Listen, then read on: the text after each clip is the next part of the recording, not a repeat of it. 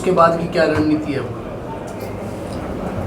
तो Haryana Lokhit party NDA का part है। हरियाणा के अंदर 2 पार्टियां थी एनडीए में हरियाणा की, उनके अलग होने के बाद जेजेपी के हरियाणा लोकहित पार्टी एनडीए का पार्ट है।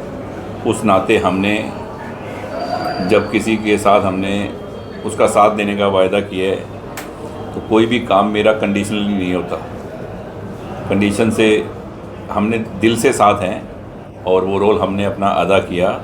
और नामांकन के दौरान पूरे शहर ने और आप सब भाइयों ने देखा कि कैसे एचएलपी के सभी साथी, सभी वर्कर, जितने भी हमने गांव से सभी जिन लोगों को इनवाइट किया, बुलाया, वो सभी लोग आए। आगे का जो प्लान है, जब भी गांव में मेरे प्रोग्राम होंगे या जो भी रैली का प्रोग्राम होगा, जब भी जो मौका होगा उसके अनुरूप तय करेंगे।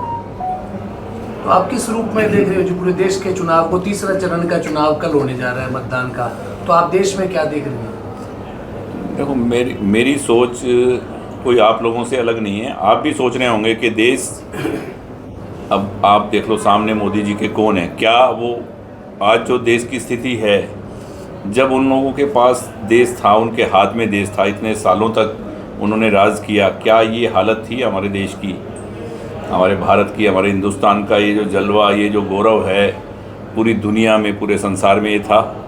नहीं था। क्योंकि मैं सब जगह जाता हूँ, सब जगह घूमता हूँ, पूरे हिंदुस्तान में घूमता हूँ। जिस तरह का मान सम्मान आज हिंदुस्तानियों को, भारतवासियों को, हिंदुस्तान के अलावा पूरी दुनिया में जो मिल रहा है वो पहले नहीं था।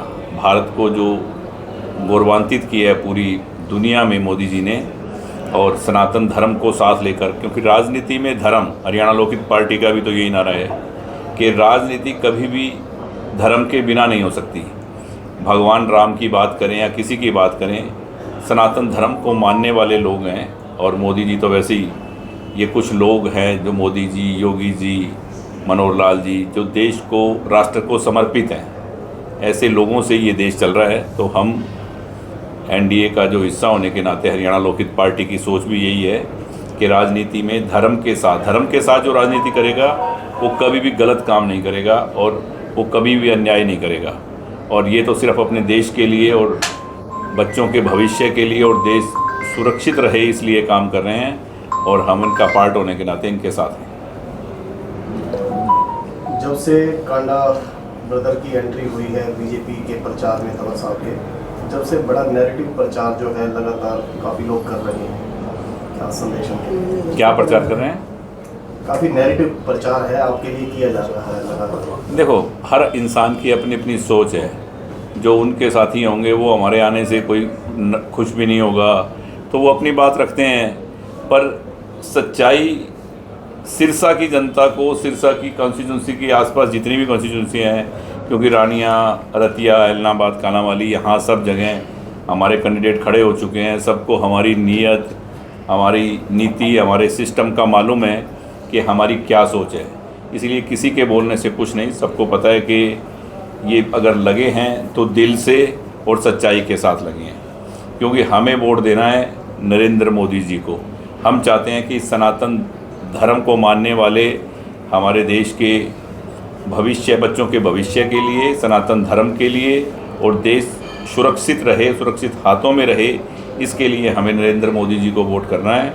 और हम सब नरेंद्र मोदी जी को वोट करने की अपील करते हैं कि सिरसा संत महात्माओं, गुरुओं, पीर फकीर, पैगंबरों की धरा है। यहाँ हर व्यक्ति धर्म के साथ जुड़ा हुआ है और हर व्यक्ति धार्मिक, क्योंकि धर्म नगरी बोलते हैं सिरसा को। तो मुझे नहीं लगता कि बाबा सरसाई नाथ की नगरी से भगवान राम को मानने वाले लोग हैं यहाँ, और कुछ लोग नकारने वाले भी हैं, वो भी यहाँ हैं, ऐसी बात नहीं है। पर ज़्यादा से ज़्यादा संख्या में लोग वोट देकर और बहुत भारी बहुमत से मोदी जी को ये सीट देंगे।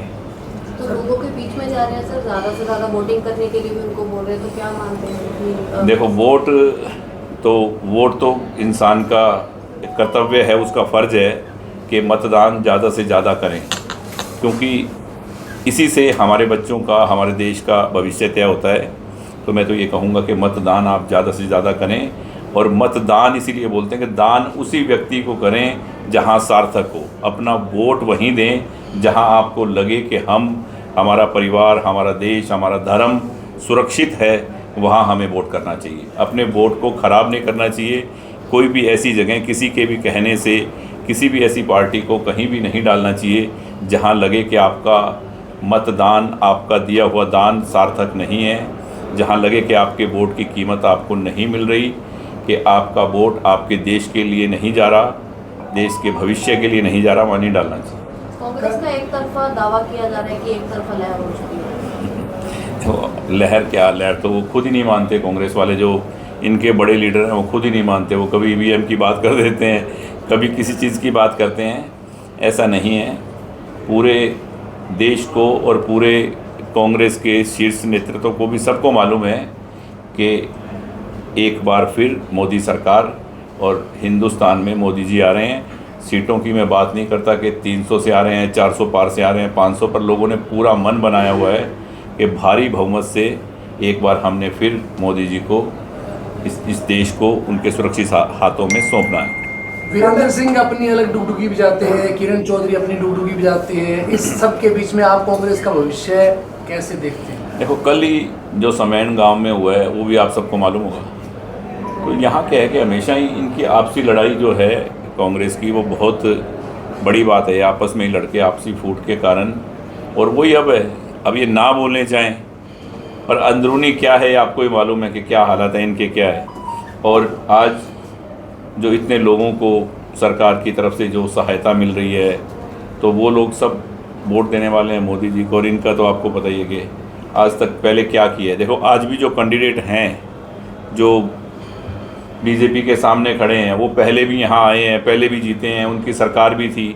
आप इतने साथी खड़े हैं, उनका किया हुआ एक काम मुझे बता दें जो मेरे शहर सिरसा के लिए, आपके शहर सिरसा के लिए उन्होंने किया हो, तो वोट क्यों? बस सीधी सी बात है। कांडा जी, कल मुख्यमंत्री आ रहे हैं सिरसा में तीसरी बार जी।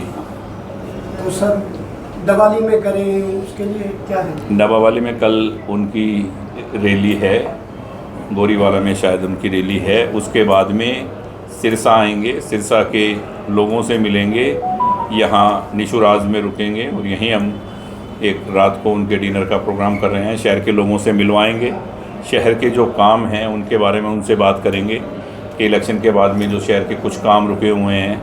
वैसे तो उन्होंने अभी इंटरव्यू में मेडिकल कॉलेज के लिए खुद ही कहा, जब आए थे नामांकन के टाइम, उन्होंने खुद ही कहा कि सारी प्रक्रिया कंप्लीट हो गई है।